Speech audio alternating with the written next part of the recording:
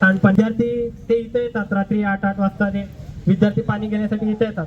तर त्या विद्यार्थ्यांसाठी पिण्याचे पाणी परिपूर्ण असले पाहिजे आणि सांडपाणी देखील तिथे उपलब्ध करून देणं गरजेचं आहे.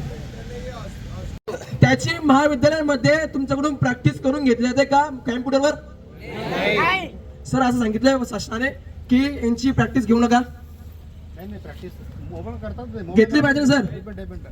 मोबाईल वर करतात नाही करतात सर त्यांचे एक्झाम मोबाईल वरती नाही होत ना, कॅम्प्युटर होतात.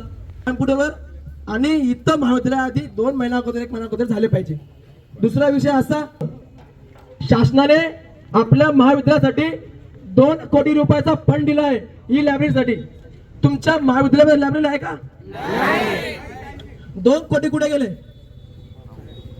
2 कोटी कुठे गेले? ई लायब्ररीसाठी फंडिंग.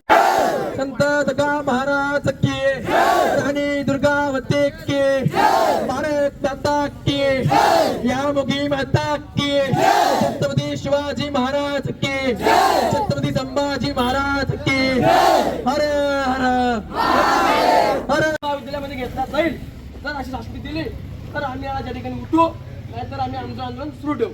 नाहीतर तुम्ही तुमच्या नाशिकच्या विभागीय कार्यालयाच्या जे काही साहेब असतील त्यांना या ठिकाणी बोलवा, आम्ही उठणार नाही.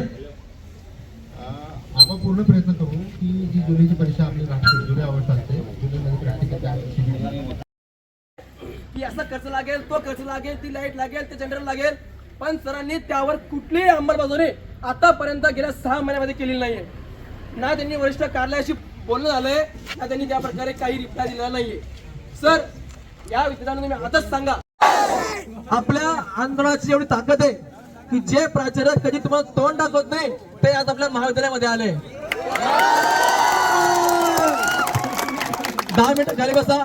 लेकी वंदे वंदे हमारी मांगे पूरी करो, हमारी मांगे पूरी करो, भारत माता की वंदे. नमस्कार. आज अखिल भारतीय विद्यार्थी परिषद नंदुरबार शाखेच्या वतीने नंदुरबार ITI महाविद्यालयामध्ये हे तीव्र स्वरूपाचं आंदोलन होत आहे. याचं कारण असं की मागील 6 महिन्यामध्ये आपण प्राचार्यांना भेटून अनेक निवेदन दिले. त्याचा काही विषय आहे, जसं की जे काही नंदुरबार हे जिल्हास्थान असून त्या ठिकाणी ITIचं परीक्षा सेंटर नाहीये, ते कुठेतरी तालुक्याच्या ठिकाणी आहे. त्या ठिकाणी विद्यार्थ्यांना जायला पोहोचण्याला खूप अडचण येतात.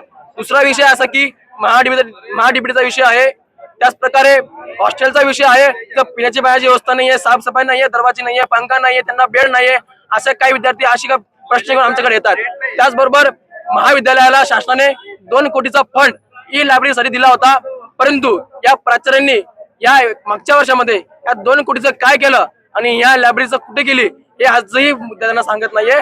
आणि विद्यार्थ्यांशी खोटं बोलताय की 2 कोटी हा लायब्ररीसाठी आलेला नाहीये. या सर्व एकत्र मागण्या घेऊन आम्ही विद्यार्थी परिषद आणि ITI महाविद्यालयाचे विद्यार्थी सर्व या ठिकाणी आंदोलन करतोय. जोपर्यंत आमच्या मागण्या पूर्ण होणार नाही तोपर्यंत हे ठिय्या आंदोलन या ठिकाणी चालू राहील.